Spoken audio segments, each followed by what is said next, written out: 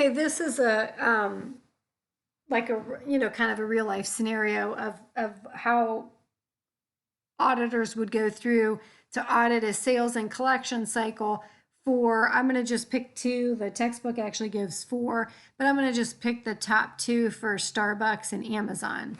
So the question says auditing standards require that an auditor obtain an understanding of the entity and its environment as a basis for assessing the risk of material misstatement. Business models differ across organizations and industries, leading to unique business processes needed to account for transactions. So while the core business functions for the sales and collection cycles discussed in our chapter 14 are generally relevant to all organizations, some underlying business processes and related documents and records are unique to the organization.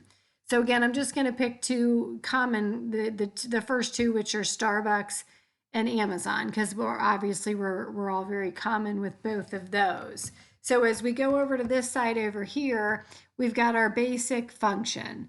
So we start with processing our customer orders. So if it's Starbucks, you're either standing in line or you're going through the drive-through and you go up and the barista takes your order. So you tell her, hey, I want a mocha, a hot caramel macchiato grande. Do you know what I mean? So you've placed your order.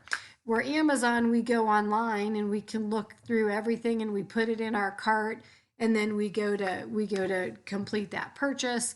So it's all very electronic and it's very easy to use. So again, two totally kind of different ways of doing it, but that's both of them are processing customer orders.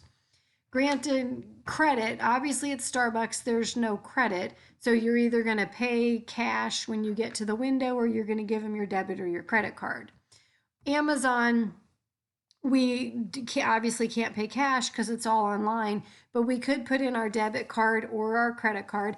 I actually have an Amazon credit card, so then my points come back to me in Amazon dollars that go right into my Amazon account, and I can use them with my next shopping transaction. So they do offer credit, but you've got to apply for it. So again, the granting of the credit would be a different scenario. Starbucks would not have any.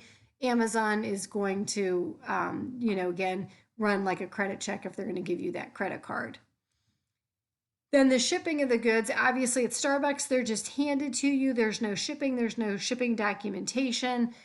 With Amazon, after the process, this online sale is processed and your charges your credit card, the shipment is going to be made. So it's either going to come via, they're showing you third-party shippers, but anymore, most of my stuff comes on the Amazon truck. So it's probably just a difference in when this book was written, that the Amazon now does so much with their own drivers. Let's see if I can get this to move. Okay, then billing customers. So obviously, again, Starbucks has no billing. Amazon is just going to charge you right on the credit card that you put in there right as soon as the goods are shipped. So again, now I do have an Amazon credit card, but it's going to be the same way. It's just going to go right on my Amazon. It's a Visa, so it goes right on that charge card, and then I get a statement at the end of the month along with all my other purchases. Processing of the cash receipts, again, Starbucks is going to collect it right there. They'll have a cash drawer that then needs to be reconciled and, taken back into, trace that back into the general ledger. Whereas Amazon, it's going to be done through debit card transactions or credit card transactions, and those are going to post every day. I can't even imagine though how many, well, actually for both of these companies, how many daily transactions they have. Probably just a ton.